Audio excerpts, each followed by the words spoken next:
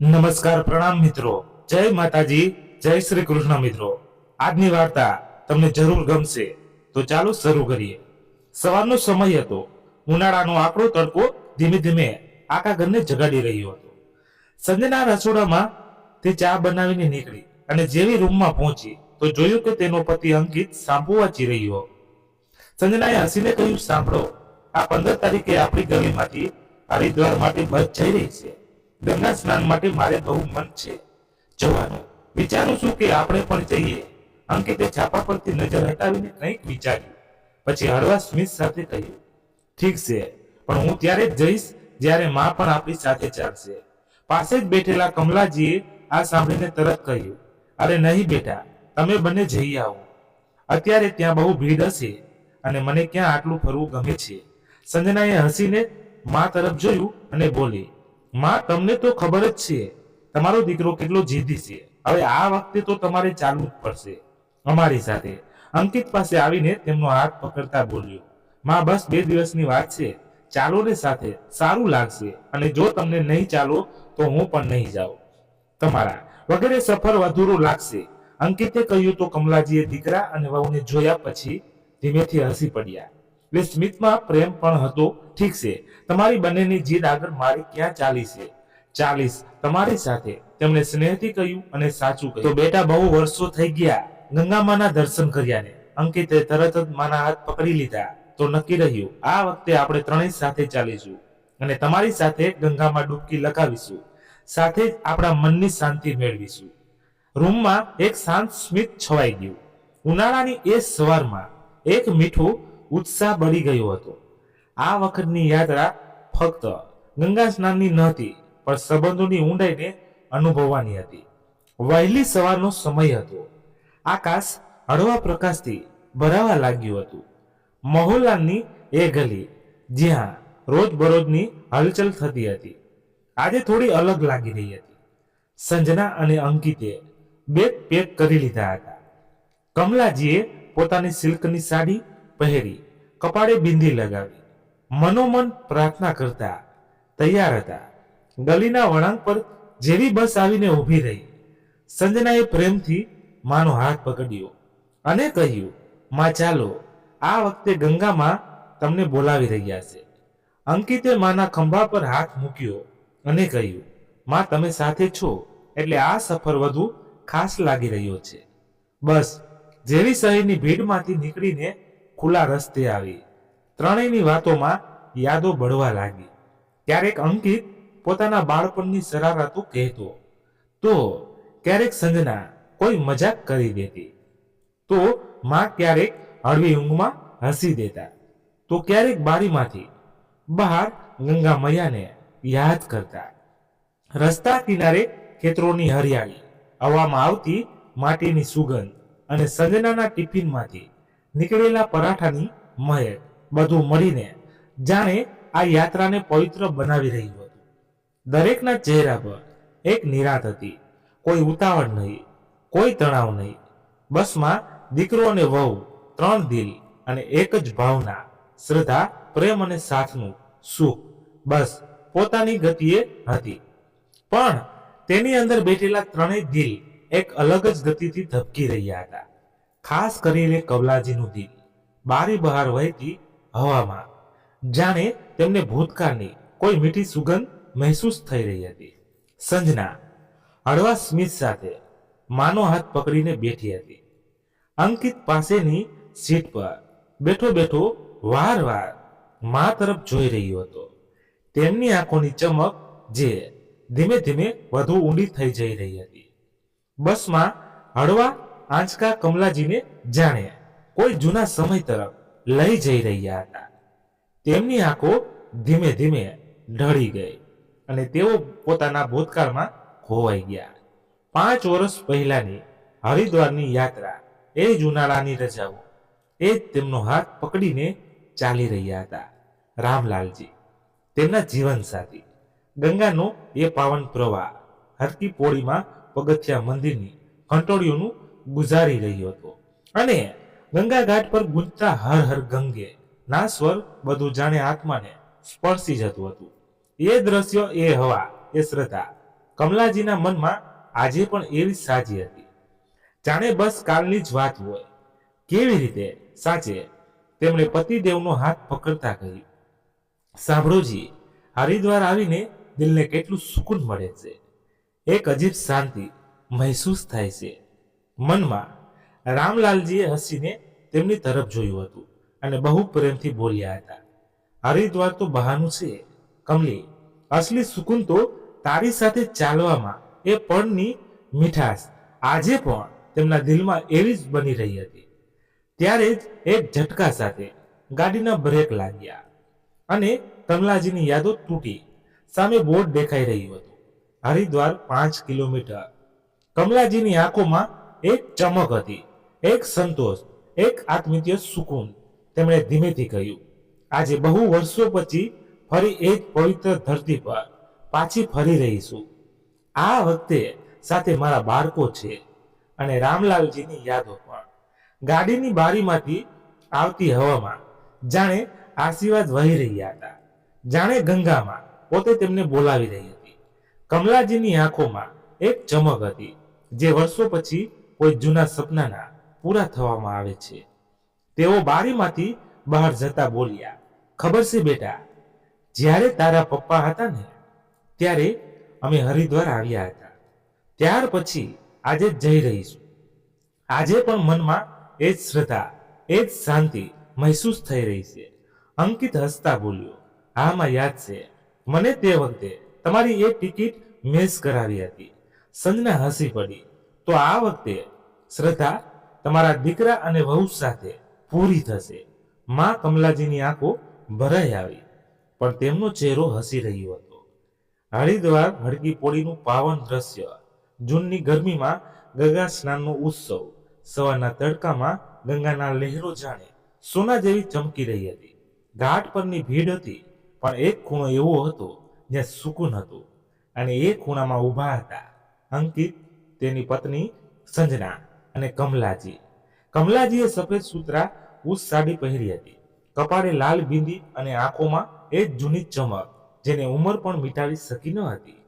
સંજનાએ ભીનો પાલવ સંભાળતા કમલાજીના પગ ગંગા જળથી ધોયા અને ધીમેથી બોલી, માજી, તમને ખબર છે મારા મનમાં કેટલા વર્ષોથી હતું કે તમારી સાથે એકવાર ગંગા સ્નાન કરું. આજે એ સપનું પૂરું થયું. કમલાજીએ તેના માથે હાથ મૂક્યો, તું તો મારા માટે લક્ષ્મી છે, દીકરી બનીને આવી છે ઘરમાં. ભગવાન બધાને આવી વહુ આપે. અંકિત ત્યાં જ પાસે ઊભો હસી રહ્યો હતો. માં, આજે તો તમારા માટે ખાસ દિવસ છે. તમે કહેતા હતા કે જ્યારે વહુ દીકરાના હાથે ગંગાજીમાં સ્નાન કરીશું ત્યારે જીવન સફળ થઈ જશે. એ દિવસ આજે છે. ત્રણેય સાથે ગંગાજળ ઉઠાવીને સૂર્યને અર્ઘ્ય આપ્યું. કમલાજીની આંખો બંધ હતી અને તેમના હોઠ ધીમે ધીમે પ્રાર્થના કરી રહ્યા હતા, ગંગે મૈયા, તમારો આશીર્વાદ હંમેશા મારા બાળકો પર બનાવી રાખજો. તેમના પર ક્યારેય કોઈ દુઃખ ન આવે. થોડી જ વારમાં સંજનાએ ઘાટના પગથિયા પાસે બેસીને કમલાજીના પગ ફરીથી ધોવા શરૂ કર્યા. માજી, હવે તમે થોડા પાછળ બેસો, અહીં પાણી તેજ છે. હું દીપમાળાની થાળી વહાવીને આવું છું. અંકિતે પણ માના ખંભા પસરાવતા કહ્યું, તમે થાકી તો નથી ગયા ને? માં, કમલાજી હસ્યા, નહીં બેટા, હું તો બસ જોઈ રહી છું. આટલી ભીડ હોવા છતાં મનમાં કેટલું સુકૂન છે, અને તમારો અને સંજનાનો આ પ્રેમ, આનાથી મોટી દોલત શું જોઈએ? માને ઘાટ પર બધું સામાન્ય હતું, બધું સુંદર હતું. ગંગાના લહેરો હસી રહ્યા હતા. શબ્દોમાં ફક્ત પ્રેમ હતો, અને શબ્દોમાં ફક્ત હસતા હરતી પોડી. દિવસના લગભગ 10 વાગી ચૂક્યા હતા. સૂરજ હવે માથા પર આવી ગયો હતો, અને ઘાટ પર શ્રદ્ધાળુઓની ભીડ ધીમે ધીમે વધતી જઈ રહી હતી. લાઉડ સ્પીકરમાંથી ઉદ્ઘોષણા થઈ રહી હતી, કૃપા કરીને બાળકો અને વૃદ્ધો સાવધાનીથી સ્નાન કરે. ગંગાજળનો પ્રવાહ તેજ છે. કમલાજી, અંકિત અને સંજના ત્રણેય એકબીજાનો હાથ પકડીને પાણીમાં ઉતર્યા. ગંગાજીના લહેરો પગ સાથે અથડાયા તો જાણે આત્મા સુધી કંપારી છૂટી ગઈ. સંજનાએ માનો હાથ પકડીને તેમને સહારો આપ્યો અને બોલી, માજી, હું અહીં જ ઊભી છું, તમે આરામથી બેસો. હવે આપણે ધીમે ધીમે ડૂબકી લગાવીશું. કમલાજીએ હસતા કહ્યું, અરે બેટા, હું એટલી પણ વૃદ્ધ નથી કે ગંગા મૈયાની ડૂબકી ન લગાવી શકું. અંકિત માની બરાબર બાજુમાં ઊભો રહીને બોલ્યો, માં, હવે હું તમને ડૂબકી લગાડવાનું જ છું. આમ પણ જ્યારે દીકરાના હાથે ગંગા સ્નાન થાય તો પુણ્ય અને ઘણું વધી જાય છે. તમે મારો હાથ પકડી રાખો. કમલાજી હસ્યા. બેટા, જ્યારે તું સાથે છે તો ડર શેનો? તેમણે અંકિતનો હાથ પકડ્યો અને પાણીમાં થોડા આગળ ઉતર્યા. કમલાજીએ હાથ જોડીને કહ્યું, હે માં ગંગે, આજે તે ફરી બોલાવ્યા. આટલા વર્ષો પછી ફરી તારો સ્પર્શ મળ્યો છે. આગલી જ ડૂબકીમાં તેઓ થોડા ઝૂકીને પાણીમાં ચાલ્યા ગયા. અચાનક એક લહેર અને ભીડની હલચલ વચ્ચે, અરે માજી, એક તીની ચીસ ઘાટ પર ગુંજી ઉઠી. સંજનાનો અવાજ હતો. બધાએ ફરીને જોયું. અંકિત ગભરાયેલો હતો. કમલાજીનો હાથ તેના હાથમાંથી છૂટી ગયો હતો. પણ આ પડે કોઈને કંઈ સૂઝી રહ્યું નહોતું. ફક્ત હાહાકાર હતો, ફક્ત લહેરો હતી, ફક્ત કમલાજીની સાડીનો છેડો પાણીમાં તરતો હતો અને ગંગાજીની ધારા હતી. તેમને પોતાના ખોળામાં લઈને આગળ વહારી ગઈ. કોઈ કંઈ સમજી શકતું નહોતું. બધા એ જ કહી રહ્યા હતા, ભીડ પણ તો ઓછી નથી. કદાચ તેમનો પગ લપસી ગયો હશે. ખૂબ અફસોસની વાત છે, એ વૃદ્ધા મહિલા ડૂબકી લખાવતી વખતે વહી ગઈ. ઘાટ પર ભાગદોડ જેવી સ્થિતિ બની ગઈ. સંજના રડતા રડતા ચીસો પાડી રહી હતી, માજી, માજી, ક્યાં છો તમે? કોઈ બચાવો મારી સાસુને. તેઓ ગંગાજીમાં વહી ગયા અને પછી તે રડતા રડતા બેભાન થઈ ગઈ હતી.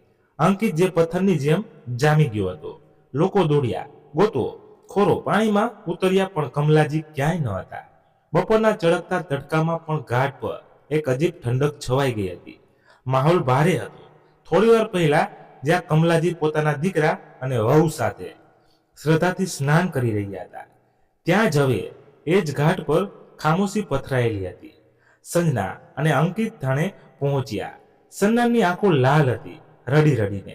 તેમનો ચહેરો સૂજી ગયો હતો. અંકિત એક શબ્દ બોલી રહ્યો ન હતો. અંદરથી જાણે કંઈક તૂટી ગયું હોય. નામ જણાવો તેમનું, દરોગાએ કલમ ઉઠાવતા પૂછ્યું.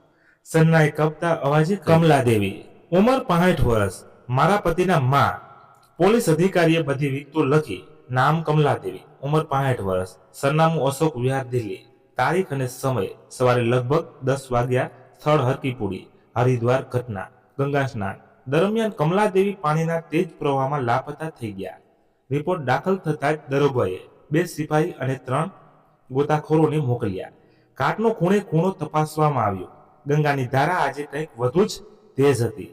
દરેક વખતે ડૂબકી લગાવીને બહાર આવતા ગોતાખોરોને ચહેરા પર ફક્ત એક શબ્દ હતો, નથી મળ્યા.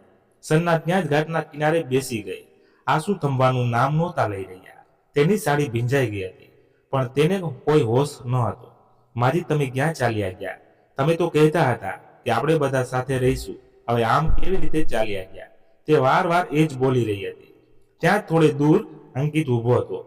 તેનો ચહેરો પથ્થરની જેમ જડ થઈ ગયો હતો. આંખો સતત ગંગાના લહેરોની ગોલી રહી હતી. જાણે દરેક લહેર સાથે તેને પોતાની માનું પડછાયું દેખાઈ રહ્યું હોય.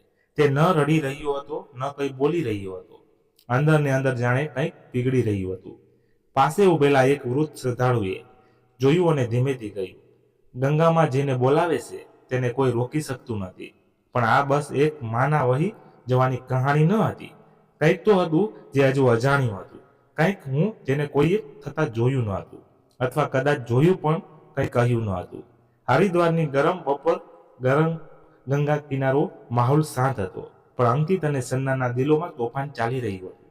4 દિવસ ચહી ચૂક્યા હતા. કમલાજી લાપતા થઈને પણ તેમનો કોઈ સુરાગ મળ્યો ન હતો. અંકિત અને સન્ના હજુ પણ હરિદ્વારમાં જ રોકાયા હતા, કારણ કે તેમના માટે પોતાની મા વગર ઘરે પાછા ફરવાની કલ્પના પણ અશક્ય હતી. અચાનક અંકિતનો ફોન વાગ્યો. તેને ધીમેથી સ્ક્રીન જોઈ. કોલ હરિદ્વાર પોલીસ સ્ટેશનથી હતો. હેલો, શું તમે અંકિત બોલી રહ્યા છો? જી, હું જ બોલી રહ્યો છું. પોલીસ સ્ટેશનથી ઇન્સ્પેક્ટર અનુજ બોલી રહ્યો છું. આજે સવારે હરકી પોડીથી થોડે આગળ એક મહિલાની લાશ મળી છે. શરીર વહીને કિનારે આવી ગયું હતું. ચહેરો ઘણો ગળી ગયો છે, ઓળખવો મુશ્કેલ છે, પણ ઉપર કપડાં અને કદકાઠી જોઈને અમને શંકા છે કે તે તમારી માં હોઈ શકે છે.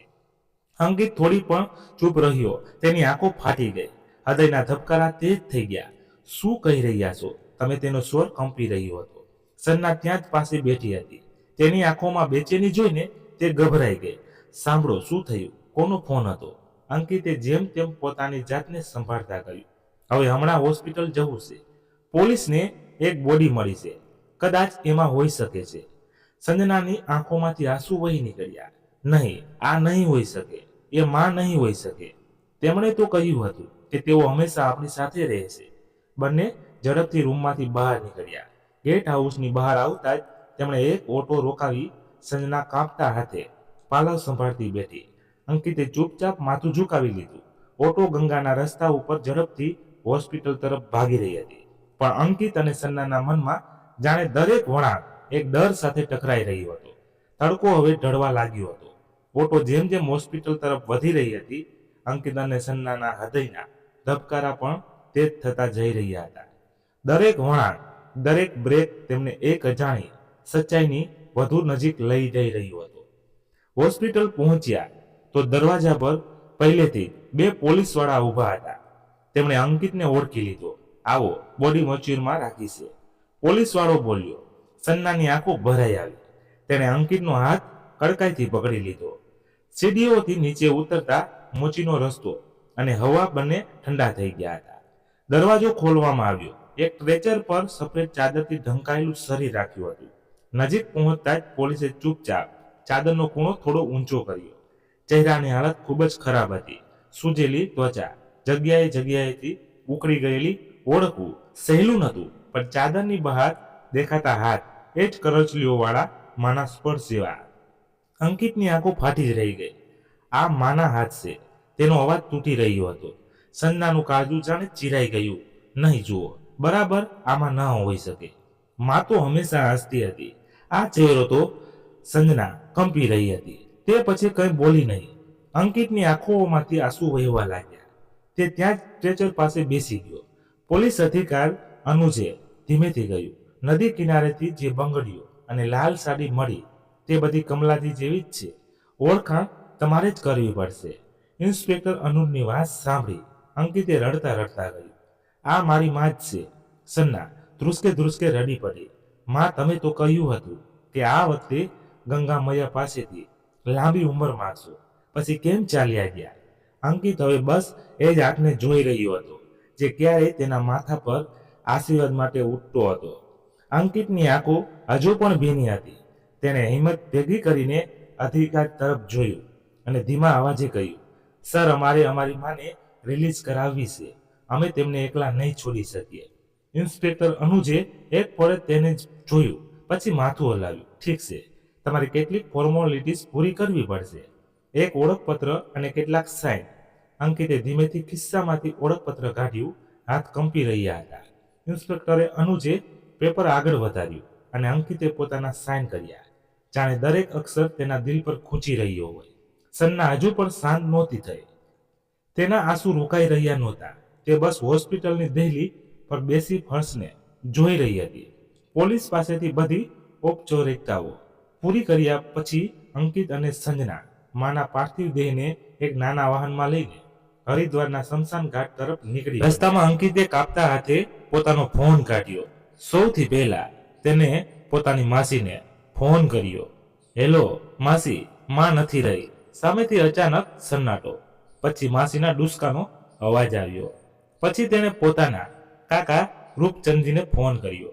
કાકાજી, માની બોડી મળી ગઈ છે. કાકાજીનો ભારે અવાજ આવ્યો. હું બસ પહોંચવા જ આવ્યો છું. બેટા, તું બસ હિંમત રાખ. અંકિતની આંખોમાંથી આંસુ સતત વહી રહ્યા હતા, પણ ચહેરા પર કોઈ કરચલી ન હતી. તે હવે એક દીકરાની નહીં, એક જવાબદાર વ્યક્તિની ભૂમિકાઓમાં હતો. સ્મશાન ઘાટ પહોંચતા અંતિમ સંસ્કારની તૈયારી શરૂ થઈ. એક તરફ સંતાનો ભજન ચાલી રહ્યા હતા, બીજી તરફ ચિતા સજાવવામાં આવી રહી હતી. પૂજારીજીએ પૂછ્યું, કોણ છે? એમના પુત્ર.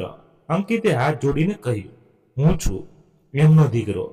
સંજના તેની પાસે ઊભી હતી, ચૂપચાપ પણ પૂરી શ્રદ્ધા અને સમર્પણ સાથે. થોડી જ વારમાં અંતિમ સંસ્કારની બધી પ્રક્રિયા શરૂ થઈ. તેના કાકા રૂપચંદ પણ દિલ્હીથી હરિદ્વાર આવી ચૂક્યા હતા. કમલાજી તેમના માટે ભાભી હતા, પણ આ સંબંધથી ક્યાંય વધુ તેઓ તેમને મા જેવું સન્માન આપતા હતા. આવતા જ તેમણે અંકિતને ગળે લગાવી લીધો. તેમની આંખોમાંથી આંસુ વહી નીકળ્યા. ભાભીજીએ હંમેશા મા બનીને સંભાળ્યા, હવે તે નથી રહ્યા. આ વિચારીને દિલ ભારે થઈ જાય છે. બેટા, ગંગા ઘાટ પર પંડિતજીએ વિધિ વિધાનથી કમલાજીને અસ્થિઓનું વિસર્જન કરાવ્યું. અંકિતે જ્યારે માને મુખાંગી આપી ત્યારે તેની આંખોમાંથી આંસુ છલકાઈ પડ્યા, પણ ચહેરા પર હજુ પણ એ જ ખામોશી હતી. સન્ના હાથ જોડી આંખો બંધ કરીને ઊભી હતી. તેની આંખોમાંથી આંસુ થંભવાનું નામ નહોતા લઈ રહ્યા. તે મનોમન પ્રાર્થના કરી રહી હતી, માજીની આત્માને શાંતિ મળે, પ્રભુ તેમને પોતાના ચરણોમાં સ્નાન આપે. એ દ્રશ્ય કોઈના પણ દિલને ચીરી દે તેવું હતું. કમલાજીની ગુલાબી સાડીનો નાનો ટુકડો પણ કળશમાં રાખવામાં આવ્યો, જેવી તેમણે ઈચ્છા વ્યક્ત કરી હતી. માના અંતિમ સંસ્કાર પછી પોતાના હાથે સન્ના અને અંકિતે ગરીબોને જમાડ્યા અને કંઈક દાન વગેરે કરીને તેઓ પાછા દિલ્હી માટે નીકળી પડ્યા.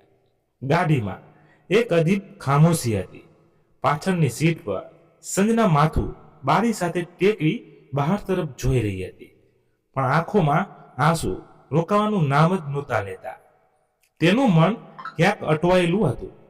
પાછલી ક્ષણોમાં સાંભળ વહુ, કમલાજીએ એક દિવસ સ્નેહથી કહ્યું હતું, જ્યારે મારો અંત સમય આવે ત્યારે મારી અસ્થિઓ ગંગાનદીમાં જ વિસર્જિત કરજે. અને હા, ગુલાબી સાડીમાં એ મારી સૌથી પ્યારી સાડી છે. માજી, આવી વાત ન કરો, સન્નાએ નારાજ થતા કહ્યું હતું. તમે અમારી સાથે હંમેશા રહેશો. રૂપચંદીએ ધીમેથી રિયરવ્યૂ મિરરમાં જોયું. અંકિત બિલકુલ ચૂપ હતો. તેના ચહેરા પર કોઈ ભાવ ન હતો, બસ આંખો ગંગા તરફ ખોવાયેલી હતી. કદાચ કંઈક યાદ કરી રહ્યો હતો.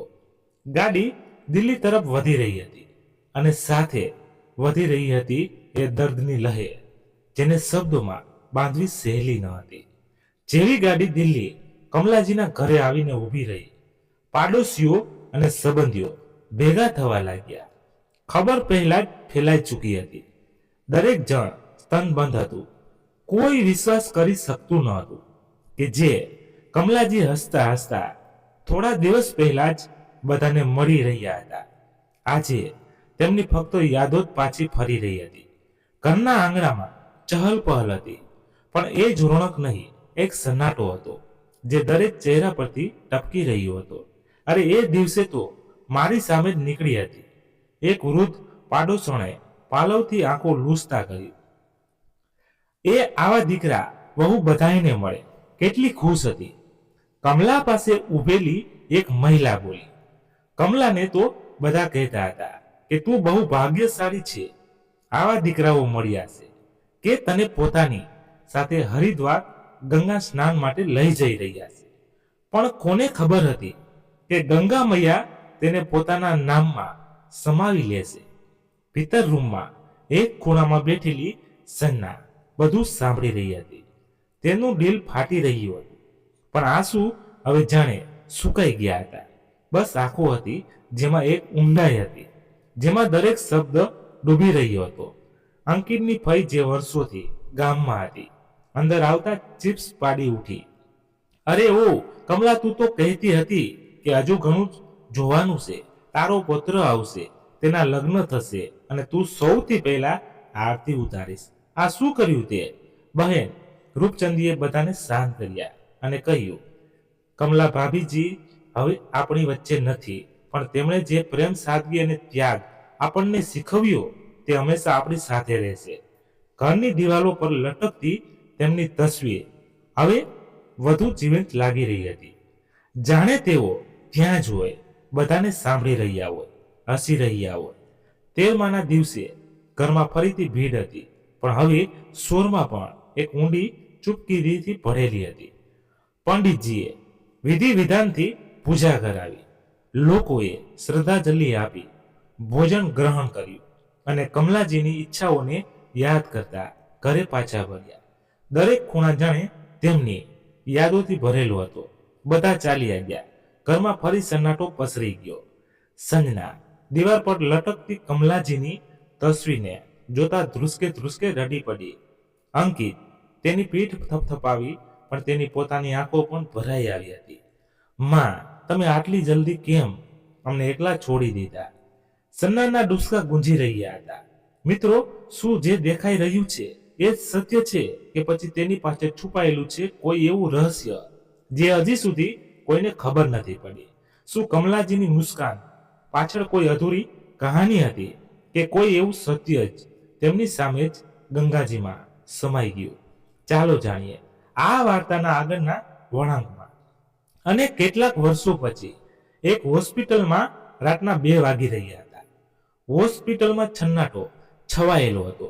નર્સ જે હમણાં ફોન પર કોઈને સાથે વાત કરી રહી હતી, ત્યારે જ અચાનક તે જ અવાજ આવ્યો, બચાવો બચાવો, નહીં મત મારો મને. 402 નંબર રૂમમાંથી આવી રહી હતી એ ચીસ, એક એવી ચીસ જેમાં દર્દ પણ હતું, ડર પણ, અને કદાચ એક છુપાયેલું રહસ્ય. પણ નર્સ ગભરાઈ ગઈ. એ તરત દોડતી ગઈ અને ઇન્ટરકોમ પર ડોક્ટરને બોલાવ્યા. સર, 402 નંબર પેશન્ટને હોશ આવી ગયો છે. ડોક્ટર દોડતા પહોંચ્યા.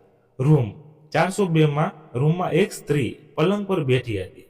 તેની આંખો ખુલ્લી હતી, પણ તે સતત દરવાજા તરફ જોઈ રહી હતી, જાણે કોઈને ઓળખવાની કોશિશ કરી રહી હોય, જાણે કોઈને શોધી રહી હોય.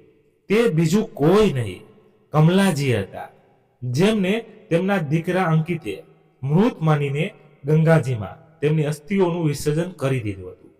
જે સંજનાની યાદોમાં, અંકિતના આંસુઓમાં અને સંબંધીઓની કહાણીઓમાં ફક્ત એક નામ બની ચૂક્યા હતા, તે આજે જીવતા હતા. ત્યારે જ રૂમમાં એક નવયુવાન દાખલ થયો, જેની આંખોમાં પોતાપણું હતું. તે પલંગ પાસે આવીને ધીમેથી બોલ્યો, માજી, ગભરાશો નહીં, હવે તમે સુરક્ષિત છો, બધું ઠીક થઈ જશે. કમલાજીએ તેની તરફ જોયું. તેમની આંખોમાં હજુ પણ સવાલો હતા. તું કોણ છે? આ બધું કેવી રીતે થયું? પછી કમલાજીએ ચારેય બાજુ જોયું. દિવાલો અજાણી હતી, બારી બહારનું દ્રશ્ય અપરિચિત. ધીમે ધીમે તેમણે કંપતા અવાજે પૂછ્યું, હું અહીં કેવી રીતે પહોંચી? છોકરાઓ પાસે આવીને તેમનો હાથ પકડ્યો. તેમના ચહેરા પર મમતા ભર્યું સ્મિત હતું. માજી, મારું નામ રમણ છે.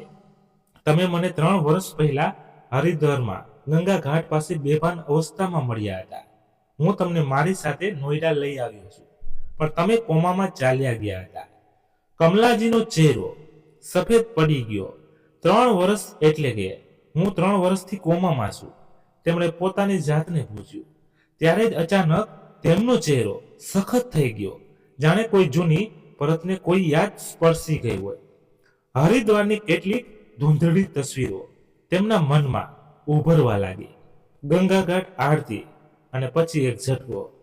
તેમણે રમણ તરફ જોયું અને દરડ સ્વરમાં બોલ્યા, મને મારા ઘરે જવું છે.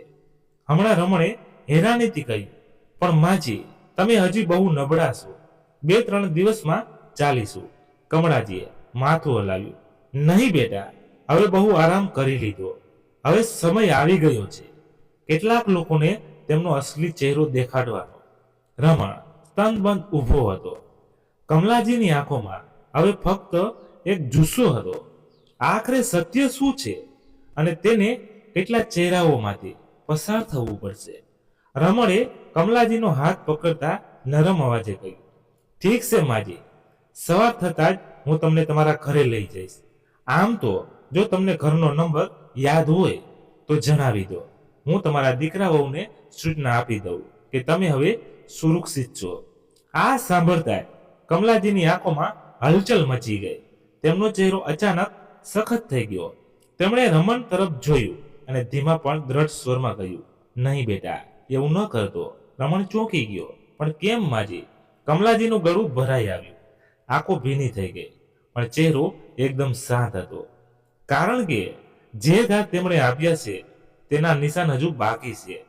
રમણ થોડી પળ તેમને જોતો રહ્યો. તેની સામે હવે એક તૂટેલી સ્ત્રી ન હતી, પણ એક માં હતી, જે હવે પોતાની લડાઈ પોતે લડવા તૈયાર હતી. રૂમમાં સન્નાટો છવાઈ ગયો, પણ એને સન્નાટો એક તોફાન કરવટ લઈ રહ્યું હતું. અને ત્યાં બીજી તરફ કમલાજીનું હસી ખુશીથી ભરેલું ઘર હવે વેરાન જેવું લાગતું હતું. પડદા ભલે બદલાયેલા હતા, પણ માહોલમાં એ વાત ન હતી. દિવાલો જાણે દરરોજ કંઈક પૂછતી હતી, અને જવાબ આપવા વાળું કોઈ ન હતું. સંજના કિચનમાં ચા બનાવી રહી હતી. ચહેરો ઉતરેલો હતો, આંખો નીચે હળવા કાળા કુંડાળા અને કપાળ પર તણાવની રેખાઓ સાફ દેખાઈ રહી હતી. ત્યારે જ અંકિત રૂમમાં આવ્યો. વાળ વિખેરાયેલા, આંખોમાં થાક અને વર્તનમાં ચીડિયાપણું. નાસ્તો બન્યો નહીં હજુ સુધી, તેણે તે જ અવાજે કહ્યું. સંજનાએ કંઈ કહ્યા વગર ચા તેની સામે મૂકી દીધી અને ધીમેથી બોલી, તમને માજીની યાદ નથી આવતી? અંકિત એક પળ માટે રોકાયો. પછી અનિચ્છાએ બોલ્યો, મરવાવાળાની યાદમાં શું રાખ્યું છે? જીવતા લોકોની ચિંતા કર. સંજનાની આંખો ભરાઈ આવી. તેમણે તમને કેટલા પ્રેમ કર્યો છે. અંકિતે વાત ટાળતા છાપું ઉઠાવ્યું અને બોલ્યો, જે થઈ ગયું તેને ભૂલી જા. આમ પણ એ દિવસે ગંગાજીમાં જે થયું એ કિસ્મત હતી. સંજના હજુ કંઈક કહેવા જતી હતી કે ત્યારે દરવાજા પર જોરથી ટકોડા પડ્યા. તે ચોંકી ગઈ. આટલી સવાર સવારમાં કોણ હશે? સંજના જેવો દરવાજો ખોલે છે, સામે પોતાની સાસુને ઉભેલી જોઈને તેના હોઠમાંથી અવાજ નથી નીકળતો. તેની આંખો ફાટી જ રહી જાય છે. ગળામાંથી બસ એક ધીમી સિસકારી નીકળે છે. માજી કમલાજી ચૂપચાપ ઊભા છે. તેમની નજરો સીધી સંજનાની આંખોમાં, જાણે 3 વર્ષનો બધો દર્દ સવાલ અને જવાબ ત્યાં જ ઠરેલા હોય. ત્યારે જ અંદરથી તે જ અવાજ આવે છે, શું થયું? કોણ છે? કહીશ કે પછી? ત્યાં જ સાપ સૂંઘી ગયો.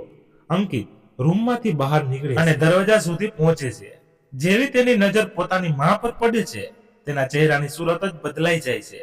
આંખો ફાટી જાય છે, હોઠ સુકાવા લાગે છે, અને તે એક પળ માટે જળ થઈ જાય છે. માં, તમે હજી જીવતા છો? આ કહેતા અંકિતનો અવાજ લથડવા લાગ્યો. તે કાંપતા પગલે આગળ વધ્યો અને પોતાની માના પગે લાગવા ચૂક્યો. પણ કમલાજીએ એક ઝટકા સાથે પોતાના પગ પાછળ ખેંચી લીધા. અંકિત થંભી ગયો. તેનો ચહેરો પીળો પડી ગયો. આંખોમાં પસ્તાવાની ભીનાશ હતી, પણ કમલાજીની આંખો પથ્થર જેવી કઠોર હતી. આજો એ સંજના પણ ચોંકી ગઈ. તે સમજી ન શકી કે આ વર્તન કેમ. હજુ અંકિત કંઈ કહેવા જ જતો હતો કે આગલી જ પડે એક જોરદાર તમાચો તેના ગાલ પર પડ્યો. કમલાજીનો હાથ ધ્રુજી રહ્યો હતો, પણ તેમની આંખોમાં આંસુ નહોતા, બસ એક જ્વાળા હતી, એક માના તૂટેલા વિશ્વાસની આગ. સંજના હઠપરત થઈ ગઈ. તેણે ક્યારેય વિચાર્યું ન હતું કે તે પોતાની સાસુને આમ સામે જોશે, અને પછી આ બધું દીકરાએ પોતાની માનો હાથ ગંગાની લહેરોમાં એટલે છોડ્યો, જેથી તે પાછી ફરીને ક્યારેય શ્વાસ પણ ન લઈ શકે. તેના માટે આ એક તમાચો બહુ ઓછો છે. અંકિતની આંખો ભરાઈ આવી. તેના હોઠ કંપી રહ્યા હતા, પણ તે કંઈ કહી શકતો ન હતો. અને સંજનાના હાથ કંપવા લાગ્યા. તેના હોઠ ધ્રુજી રહ્યા હતા. આ શું કહી રહ્યા છો માજી? તમે આ હું કેવી રીતે હોઈ શકે? કમલાજીની આંખો હવે સીધી સંજના તરફ. તેમના શબ્દો હજુ પણ અંકિતની આતંબા ચીરી રહ્યા હતા. કમલાજીનો ચહેરો હવે શાંત હતો, પણ એ શાંતિમાં એક તુફાન છુપાયેલું હતું. હું 3 વર્ષ ચૂપ રહી, પણ હવે સમય આવી ગયો છે તેને તારા કર્મોનો અરીસો દેખાડવાનો. કમલાજીનો તમાચો સહન કર્યા પછી અંકિત ચૂપ હતો, પણ તેની આંખો હજુ પણ ચૂકેલી હતી. સંજનાએ કંપતા અવાજે પૂછ્યું, માજી, તમે આવું કેવી રીતે કહી શકો? અંકિત, હું કેમ કરશે તમારી સાથે? કમલાજી હસ્યા, પણ એ હાસ્ય દર્દથી ભીંજાયેલું હતું. કમલાજીએ ઊંડો શ્વાસ લીધો અને ખુરશી પર બેસતા ધીમા સ્વરે કહ્યું, સંજના, મને ખબર છે તું નિર્દોષ છે. તે મને હંમેશા માની જેમ સમજી, મને પોતાની સમજી, પણ જે ઝેર અંકિતના મનમાં હતું તેની અસર તું પણ રોકી શકી નહીં. સંજનાની આંખોમાં આંસુ હતા. તે કંઈ કહેવા ગઈ, પણ કમલાજીએ તેનો હાથ પકડતા કહ્યું, એ દિવસે મેં પહેલીવાર મારા વકીલને બોલાવ્યા હતા. વિચાર્યું હતું કે હવે ઉંમર થઈ ગઈ છે, તો જે કંઈ પણ છે તેને યોગ જગ્યાએ વેચી દઉં. મેં વકીલને સ્પષ્ટ કહ્યું હતું કે હું મારી અડધી સંપત્તિ અનાથ બાળકોના નામે કરવા માંગુ છું, જેમનું આ દુનિયામાં કોઈ નથી, અને બાકીની અડધી મારા દીકરા વહુના નામે. તેઓ થોડી વાર રોકાઈને બોલ્યા. પણ એ દિવસે એક બીજો કાન પણ હતો, જે દરવાજા પાછળ ઊભો રહીને બધું સાંભળી રહ્યો હતો, અને એ હતો અંકિત. કમલાજીની આંખોમાં આંસુ ન હતા, બસ એક સખત નરમ પીગળેલી ચટ્ટાન જેવી ઠરેલી તાકાત હતી. તેને એ વાત ગમી નહીં કે તેના ભાગની દોલત કોઈ બીજાને જાય, અને પછી તેણે એ કર્યું જે કોઈ પણ દીકરો પોતાની મા સાથે ન કરે. તેણે મારી વિરુદ્ધ એક યોજના બનાવી, મને રસ્તામાંથી હટાવવાનું ષડયંત્ર. સન્નાની આંખો ફાટી રહી ગઈ. તે રડતી જ રહી. તેને હજુ પણ વિશ્વાસ નહોતો થઈ રહ્યો કે તેના પતિ આવું ધૂણાપસ કામ કર્યું. કમલાજીએ આગળ કહ્યું, અને થોડા દિવસો પછી જ્યારે તે હરિદ્વાર જવાની વાત કરી હતી, ત્યારે હું તો ના પાડી રહી હતી, પણ અંકિતે જીદ પકડી લીધી કે માને સાથે લઈ જઈશું. તે સમયે મને થોડી હેરાની થઈ, પણ પછી વિચાર્યું કે કદાચ દીકરો બદલાઈ ગયો છે. પણ નહીં, એ હરિદ્વારની યાત્રા નથી, એ મારા મોતની યાત્રા હતી. કમલાજીનો અવાજ હવે થોડો કંપી ગયો, પણ તેમના શબ્દો હજુ પણ તેજ હતા. ગંગાજીની વચ્ચોવચ તેણે મારો હાથ છોડી દીધો, જેથી દુનિયા સમજે કે હું લપસી ગઈ, અને પછી તેરમું કરી દીધું. તસવીર પર માળા ચડાવી દીધી. પણ કહેવાય છે ને, ભગવાનની લાઠીમાં અવાજ નથી હોતો. જ્યારે પડે છે ત્યારે ઇન્સાફ જરૂર થાય છે. માં, મને માફ કરી દો, મારાથી બહુ મોટી ભૂલ થઈ ગઈ. અંકિત, જે હજુ સુધી ચૂપ હતો, ધ્રુસકે ધ્રુસકે રડતા કમલાજીના પગમાં પડી ગયો.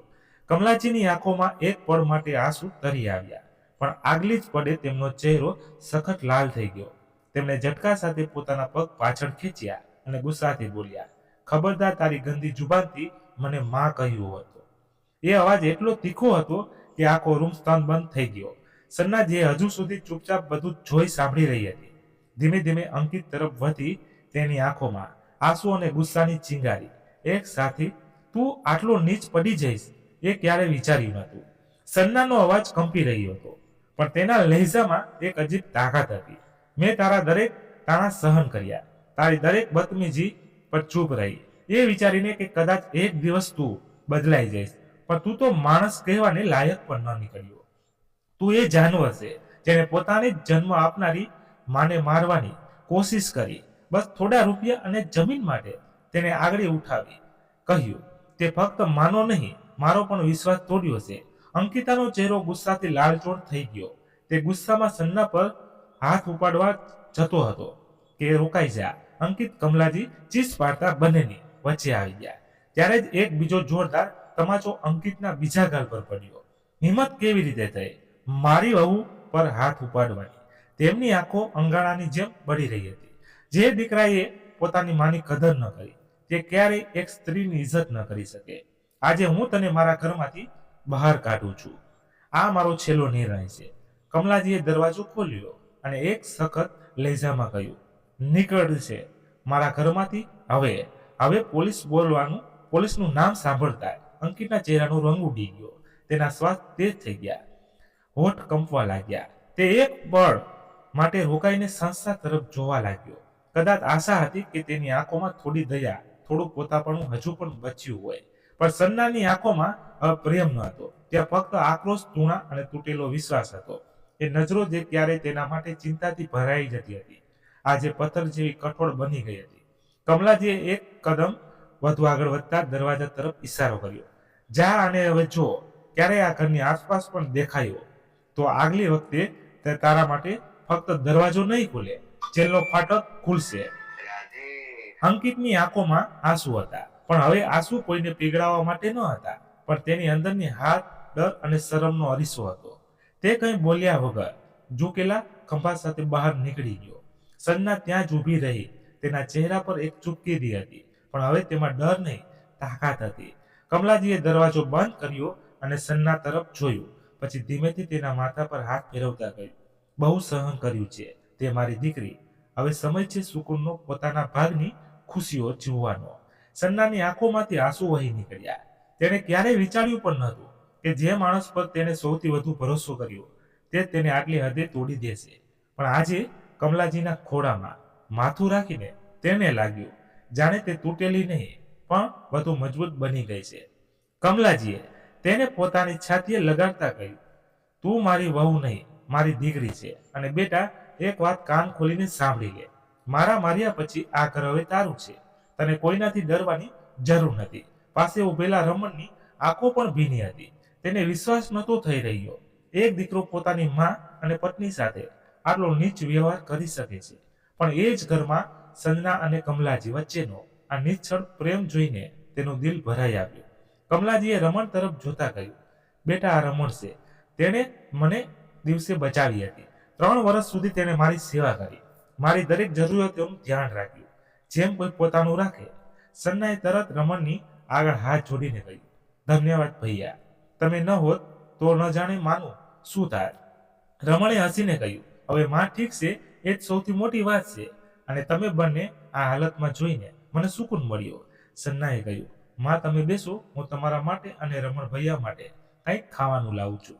રમણે તરત હાથ જોડતા કહ્યું, નહીં દીદી, હવે હું ચાલું છું. ફરી ક્યારેક મળવા આવીશ ત્યારે તમે લોકો કંઈક ખવડાવજો. આટલું કહીને રમણ હસતો હસતો ત્યાંથી ચાલ્યો ગયો. સંજના રસોડા તરફ વધી ગઈ અને કમલાજી પોતાના પલંગ પર બેસી ગયા. હળવો થાક તેમના ચહેરા પર હતો, પણ એક સુકૂન પણ હતો. આંખો બંધ કરતા તેમને મનોમન વિચાર્યું, કેટલું અજીબ હોય છે ને જીવન. જેના પર સૌથી વધુ ભરોસો હોય છે તે જ સૌથી પહેલા તોડે છે. પણ એ જ તૂટેલા ભરોસા વચ્ચે કોઈ અજાણ્યો હાથ પકડી લે તો જિંદગી ફરીથી હસી ઉઠે છે. કમલાજીની આંખોમાં હવે ફક્ત સંતોષ જ નહીં, એક દ્રઢ સંકલ્પ પણ હતો. તેમની પાસે દોલત હતી, પણ હવે એ દોલતનો મતલબ ફક્ત પૈસા જાયદાદ ન હતો, પણ તેને સાચા હાથોમાં સોંપવાનો હતો. થોડા દિવસો પછી તેમણે પોતાના વકીલને બોલાવ્યા અને પોતાની પ્રોપર્ટીના અડધા ભાગને કાયદેસર રીતે પોતાની વહુ સન્નાના નામે કરી દીધો. કાગળો પર સહી કરતી વખતે તેમણે હસીને કહ્યું કે ફક્ત વહુ નહીં, મારી દીકરી છે અને દીકરીને તેનો અધિકાર મળવો જ જોઈએ. બચેલા અડધા ભાગને તેમણે એક અનાથ આશ્રમના નામે કરી દીધો, જે વર્ષોથી બાળકોની સેવા કરી રહ્યું હતું. અને રહી વાત અંકિતની, તો તેમણે વકીલ દ્વારા એક સખત કાનૂની નોટિસ તૈયાર કરાવી. તેની સાથે એક સ્થાનિક અખબારમાં સાર્વજનિક સૂચના છપાવી. હું કમલાદેવી મારી સંપૂર્ણ માનસિક સ્થિતિમાં આ ઘોષણા કરું છું કે મારો દીકરો અંકિત હવે મારી કોઈ પણ સંપત્તિમાં, દસ્તાવેજો કે અધિકારોમાં ભાગીદાર રહેશે નહીં. હું તેને મારી સંપત્તિમાંથી પૂર્ણરૂપે બેદખલ કરું છું. તેનો મારી સાથે હવે કોઈ લેવા દેવા. આ એલાન પછી કમલાજીને એવું લાગ્યું જેને દિલમાં એક મોટો બોજ હતો જે હવે હળવો થઈ ગયો. હવેથી દરરોજ સવારે સન્ના સાથે તુલસીના છોડ અને બીજા કુંડાના છોડને પાણી આપતી. રસોડામાં તેમની સાથે બેસીને ચા પીતી અને બંને મળીને ઘરની સજાવટ માટે નાના નાના ફેરફાર કરતી. કમલાજીએ એક દિવસ હસીને સન્નાને કહ્યું, ક્યારેય વિચાર્યું નહોતું કે જિંદગીના આ મોડ પર મને એક દીકરી મળશે. તું મારા જીવનની સૌથી સુંદર ગિફ્ટ છે. સન્નાએ તેમનો હાથ પકડતા જવાબ આપ્યો, અને તમે મને એ માં આપી જેની ગોદમાં માથું રાખીને બધું દર્દ મટી જાય છે. હવે એ ઘર જે ક્યારેય તણાવ અને ચૂપકીદીઓથી ભરેલું રહેતું હતું, હાસ્ય અને સુકૂનથી ગુંજવા લાગ્યું હતું. કમલાજી અને સંજના એક માં અને દીકરીની જેમ મળીને એક નવી ખુશખુશાલ જિંદગી જીવી રહ્યા હતા. ડર હતો ન દર્દ, બસ પોતાપણું હતું. મિત્રો, સંબંધો લોહીથી નહીં, ભાવનાઓથી બને છે. જે સાથ આપે છે, સમજે છે અને દુઃખમાં ઢાલ બનીને ઊભા રહે છે, તે જ પોતાના હોય છે. જિંદગીમાં ક્યારેય કોઈના ધોખાથી તૂટશો નહીં, કારણ કે જ્યાં એક સંબંધ દિલ દુખાવે છે, ત્યાં બીજો સંબંધ દિલને સુકૂન આપે છે. પોતાના દર્દને પોતાની તાકાત બનાવો, કારણ કે દરેક અંધારી રાત પછી એક નવી સવાર જરૂર થાય છે. મિત્રો, કમલાજીનો આ છેલ્લો નિર્ણય તમને કેવો લાગ્યો? તમારો અભિપ્રાય કોમેન્ટ બોક્સમાં જરૂર લખજો. અને વાર્તા પસંદ આવી હોય તો લાઈક કરી તમારા મિત્રો સાથે શેર કરજો. ધન્યવાદ. ફરી મળીએ નવી વાર્તા સાથે. ત્યાં સુધી તમારા પરિવાર સાથે ખુશખુશાલ રહો, મસ્ત રહો. જય માતાજી, જય દ્વારકાધીશ. હર હર મહાદેવ, મહાદેવ, મહાદેવ. જય શ્રી રામ, જય બજરંગ બલી.